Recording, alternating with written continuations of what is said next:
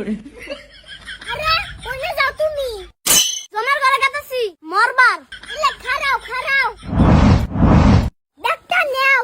আরে মরবার গেতাছি। এক কি করুম? যদি মরবার যায় তোমার মত বদলাই। ইলে আইতে শুম 1 কেজি আলু আর 2 কেজি চাল নিয়ে আইও।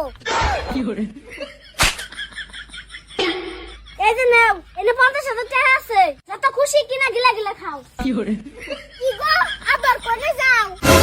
কইলাম না মরবার গেতাছি। মরবার গেতাছো যাও, কিন্তু আমার মনের আশাটা পূরণ করে দিয়ে যাও। কও শোনা কও, তোমার আর কি লাগে? আমি 2 বাচ্চার মা হইবার চাই। ঠিক আছে, আমি মরে গেলে তুমি আরেকটা বিয়া হইবে, তাই তো 2 বাচ্চার মা হইবে। না শোনা, আমি তোমার বাচ্চার মা হইবার চাই। আচ্ছা তাহলে আজকে থাকি, কালকে যামু। তাহলে তুমি তো বাচ্চার মা হইলে, আমি এখন মরবার যাই। আরে শোনা, তুমি গেলে আমার পুলাহান মানুষ করবো কেরা? আমার নামে 5 বিঘা মাটি আছে, ওই মাটি গুলো আমার পুলাহানের নামে লেখা দিও। আরে শোনা, পুলাহান একদিন বড় হবো, আমি বুড়ি হবো। হেসুম কি পুলাহান আমারে দেখবো? হেসুম আমার কি হবো? আচ্ছা কও, আর কি দিলে তুমি খুশি হইবে? আর কিচ্ছুই দেন না গোনা, তুমি খালি আমার নগে সারা জীবন থাইকা যাও। ওকে থাকলাম, কিন্তু প্লিজ আমার নগে ঝগড়া করাটা বন্ধ করো।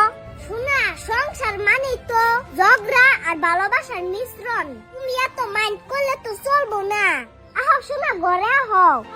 জল, চিনি, লেবু প্রত্যেকটা আলাদা জিনিস, কিন্তু এই 3টা জিনিস একত্রিত করলে শরবত তৈরি হয়। তাই আমাদের সংসারের প্রত্যেকটা আলাদা আলাদা জিনিসকে একত্রিত করলে একটা সুখের সংসার তৈরি হয়। তারই নাম মায়ার সংসার।